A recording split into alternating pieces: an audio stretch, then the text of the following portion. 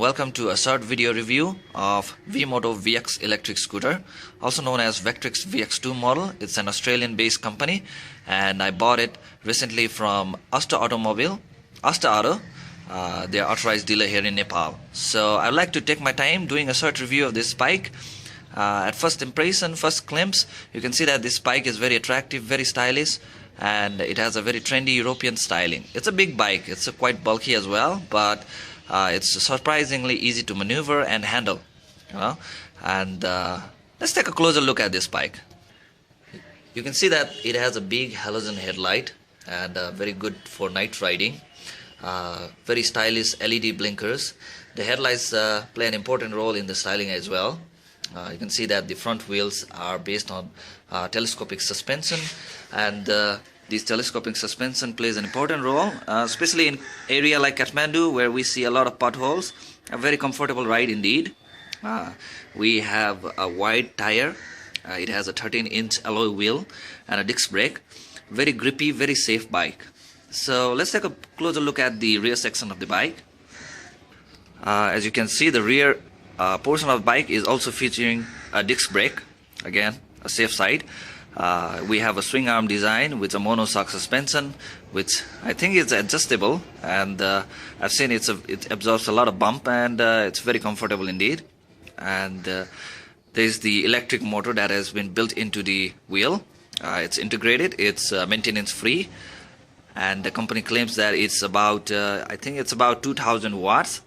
That's a really powerful motor, and I've ridden up hills with a pillion rider, and it's quite speedy, and it accelerates unlike any other bike out there.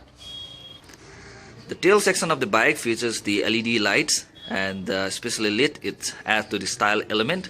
You can see the LED lights on the blinkers as well, and we have a number plate lighting, license plating.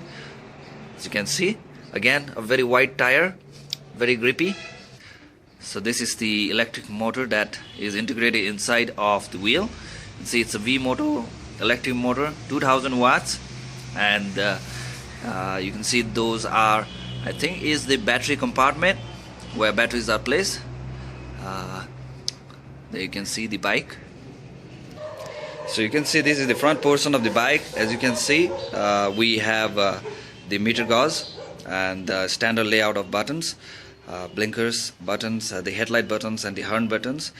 We have a very good looking rear view mirrors.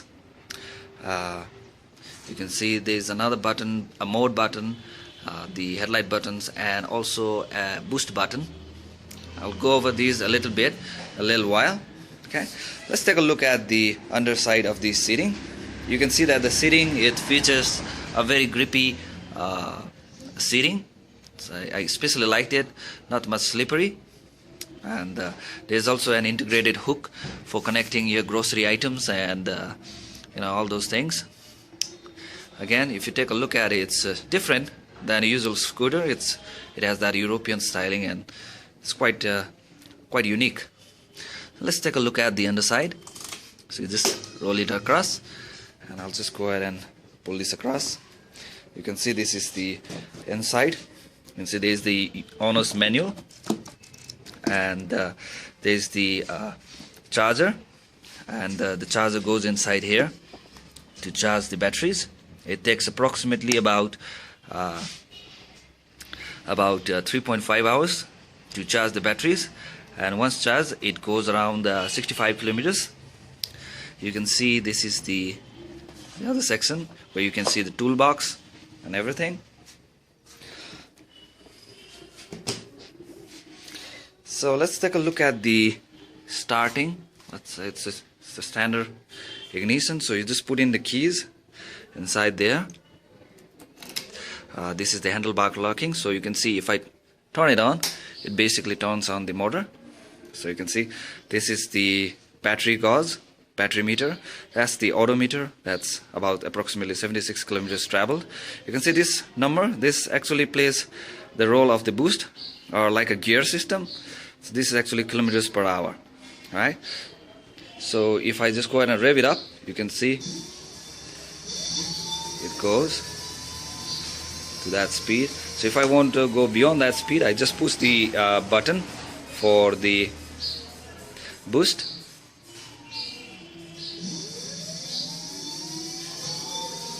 This is second, and this is third. Goes even faster. So that's it. So you can also see that it blinks this charge icon. That's actually regenerating the battery. So if you go downhill, it's automatically charging the battery. That's a nice little feature. So that's a trip meter. I just travel about 0.3 kilometers. So very neat feature again. That's pretty much it. One thing that I like about this bike is, specifically speaking, it's a quite heavy bike, so you may need a reverse function as well.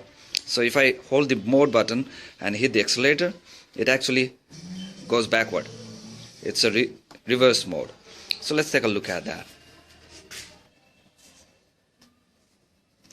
So you can see if I go ahead and move it on, it rotates the wheel. There you go. And that generates the battery as well. Now if I hold the mode button and do a reverse, let's go ahead and hit the brake on it. There you go. Now let's do a reverse on it. Mode, accelerator. You can see it goes reverse. Very key feature, very nice little feature there. So that's pretty much it with this electric scooter. And I've traveled about, it goes to a top speed of about 65 kilometers per hour. And once charged, it goes to another 65 kilometers range. I pretty much assume that the battery is swappable, and this currently is a lead acid battery, so in the future the company says they're going to bring in the lithium-ion batteries for this, so it's going to cost a little bit higher, but eventually it's going to increase the battery range, twice the range and twice the power. So there you go. That's a quick little review. And in the background you can see my regular bikes that I use to the XR125. I go on a long tour. But this scooter now here, the electric scooter, it's currently my everyday scooter, so you can call it a great everyday scooter. So you know, it takes about 5 rupees to fully charge it, so you know, 5 rupees to travel 70-80 kilometers. So that's a great addition, especially speaking for a country like Nepal. I would say this is a great little addition. So thank you for watching, and I hope you liked my short little review on the Vmoto VX electric scooter.